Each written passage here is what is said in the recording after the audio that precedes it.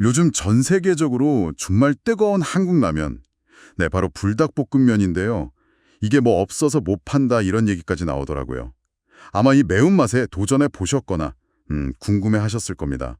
오늘은 이 불닭볶음면이 어떻게 이렇게까지 성공했는지 그 숨겨진 이야기, 그리고 더 나아가서 K푸드의 미래까지 함께 좀 깊이 파헤쳐 보려고 합니다. 저희가 살펴볼 자료는 관련 유튜브 영상들이랑 최신 뉴스 기사들이에요. 네, 안녕하세요. 이게 단순히 그냥 매운 라면, 뭐 그 이상인 것 같아요. 출시 초기에는 사실 외면받았잖아요. 그러다가 어떻게 글로벌 메가 히트 상품이 됐는지, 그 과정 속의 흥미로운 지점들, 그리고 이게 K푸드 전체에 시사하는 바가 뭔지 한번 같이 짚어보겠습니다. 사실 이게 처음부터 잘 나갔던 건 아니라고 들었어요. 그 시제품 단계에서는 혹평받아서 단종될 뻔했다고요. 원래 닭갈비 라멘으로 시작했다가 그 명동에 있는 불닭집 있잖아요.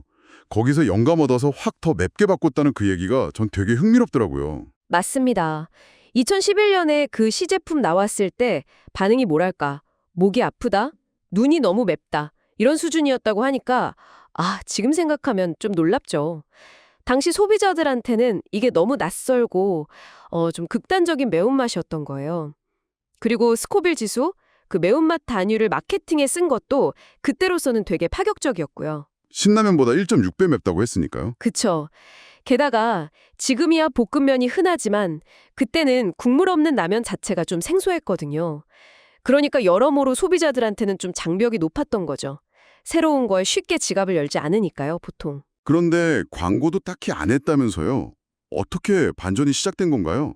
뭐 중고나라에서 거래될 정도로 매니아층이 생겼다, 뭐 이런 얘기도 있고, 결국 정식 출시하고 나서 SNS 통해서 입소문을 타기 시작했다고 하던데, 특히 그 배우 이성재 씨가 예능 나와서 먹는 모습 나오고 나서 매출이 확 늘었다면서요. 네, 물론 그 시기적인 요인, 타이밍이 정말 중요했어요. 자료들을 보면 2010년대 초반이 한국 사회의 그 매운맛 트렌드가 막 정점에 달하던 시기였거든요. 불닭볶음면 등장이랑 그게 딱 맞아 떨어진 거죠. 실제로 1인당 고추 소비량 통계 같은 걸 봐도 그때 확 늘어요. 아, 그렇군요. 근데 단순히 운이 좋았다 이렇게만 볼 순 없고요. 결정적인 건 역시 SNS 시대의 챌린지 문화와 결합했다는 점이에요.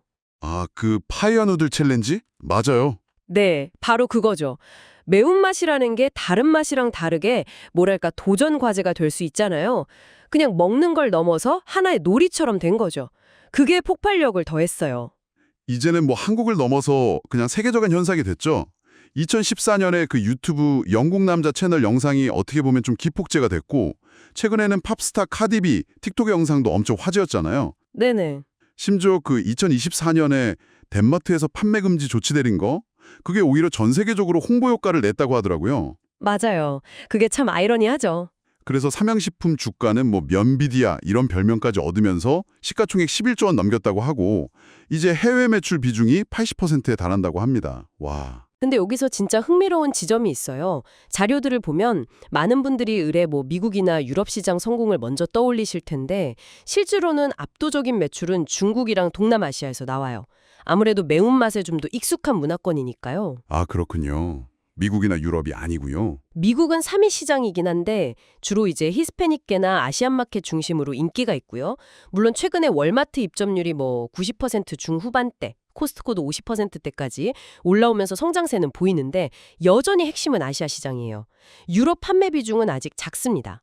매운맛 자체의 생리적인 매력, 그러니까 통증 반응 때문에 엔돌핀 나오고 이런 것도 있겠지만 문화적인 친숙도가 판매에 정말 큰 영향을 미친다는 걸 보여주는 거죠. 이 불닭볶음면 성공이 여기서 그치지 않고 까르보 불닭, 짜장 불닭, 뭐 핵불닭 종류가 25가지가 넘게 나왔다면서요.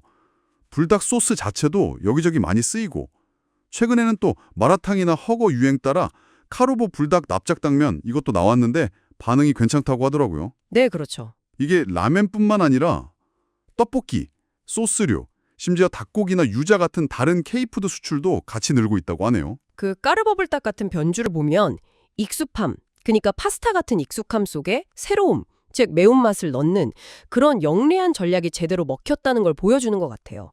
이렇게 계속 베리에이션을 내는 게 뭔가 새로운 걸 찾는 소비자들 성향이랑도 잘 맞고 또 매운맛 베이스가 생각보다 여러 음식이랑 잘 어울린다는 장점도 있고요. 네네. 이소 산양식품이 최근에 밀양의 이 공장을 새로 돌리기 시작했잖아요.